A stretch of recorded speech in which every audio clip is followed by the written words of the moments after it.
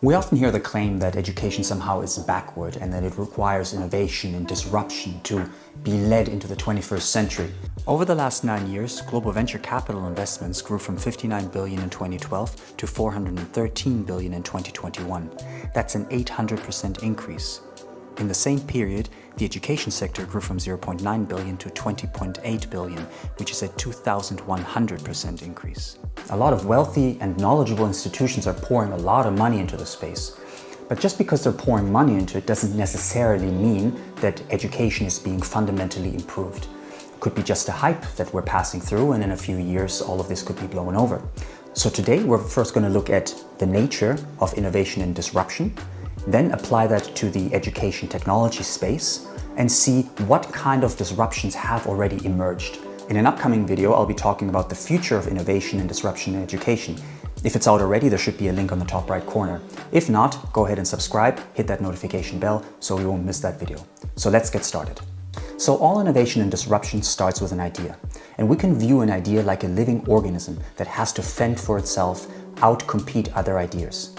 Depending on how good the idea is, it will either perish over time or it will become part of our daily lives. Once an idea has established itself, it is very difficult for new ideas to emerge and dethrone the existing idea.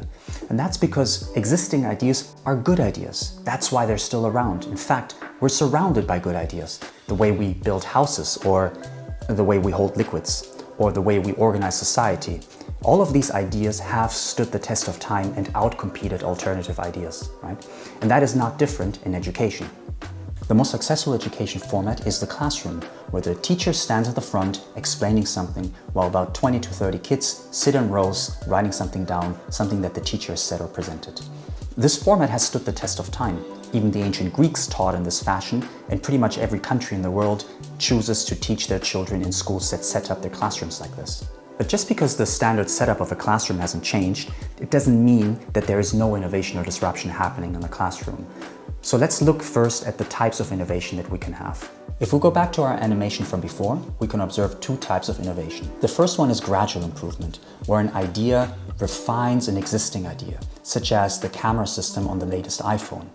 The second type of innovation is outright disruption, where an existing idea is supplanted by a new idea, for example, touchscreens versus physical keyboards. We can observe these types of innovations in the classroom.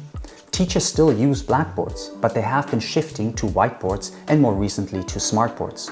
Each generation has their added benefits. Whiteboards provide better contrast, you can use different colors.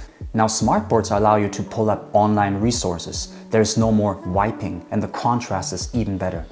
The same goes for students. They started out on tablets, then they switched to pen and paper, which made it possible to build up study notes. And then they switched to a digital tablet like the iPad, which allows them to scan documents, photograph notes, and share these documents with their classmates. Now the fundamentals haven't changed. The teacher is still standing at the front saying something and the students are sitting down, listening and writing something down. And there are good reasons why this format still exists, and that will warrant a completely separate video.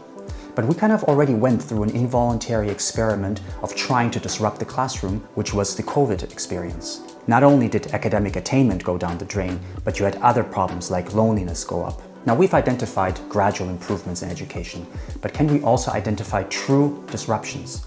And I have identified 3 things that I would like to give that title to. Students are no longer limited by the topics discussed in the classroom. They can learn whatever they want. They can also learn whenever they want and from whomever they want to have as their teacher. That is truly new. Now, the magnitude of this disruption cannot be understated. Never before in the history of humanity were students able to uncouple themselves from their teacher, from their knowledge and from their availability in terms of time. Now they can just learn whenever and wherever. So this is why this warrants a true disruption, because it broke the mold of the teacher-student exclusive relationship.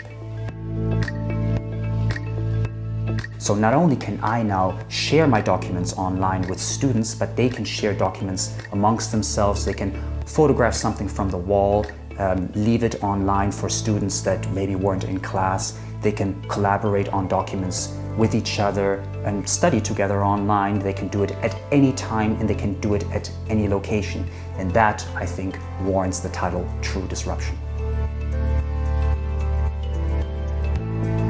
As a teacher, I need to know how well my students are doing. Can I go on with the next topic, or should I go back and revise some of the older topics? Quizzing students is a very time-consuming exercise, and time is something teachers don't have.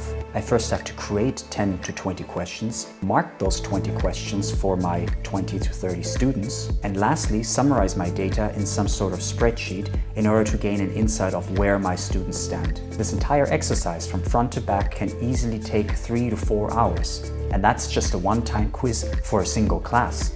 Now, a teacher can easily teach 5, 6, 7 different classes. But luckily there are companies out there that can now automate this, which means my time as a teacher is better spent analyzing the data and figuring out how I can help individual students or the entire class with a particular topic they struggle with. The true core of this disruption lies in the fact that teachers are now encouraged to quiz more. Because if we quiz more, we have a better understanding of where our students stand. We can then use our time, instead of marking and making quizzes, we can use our time now to help individual students perform better, and that improves education as a whole. So those are the 3 innovations that I would personally crown as being disruptive, but I'm sure you have some technologies that you would like to crown as disruptive. So if you have them, put them in the comment section below. I'd love to read about them. In the next video, I'll be looking at where investors are putting their money, which education technologies are being pushed right now. If we understand that, we can understand where education is heading into the future. So if you like this kind of content on pedagogy, learning and teaching sciences, hit that subscribe button and that notification bell so you won't miss any of the future videos. And I'll see you in the next one.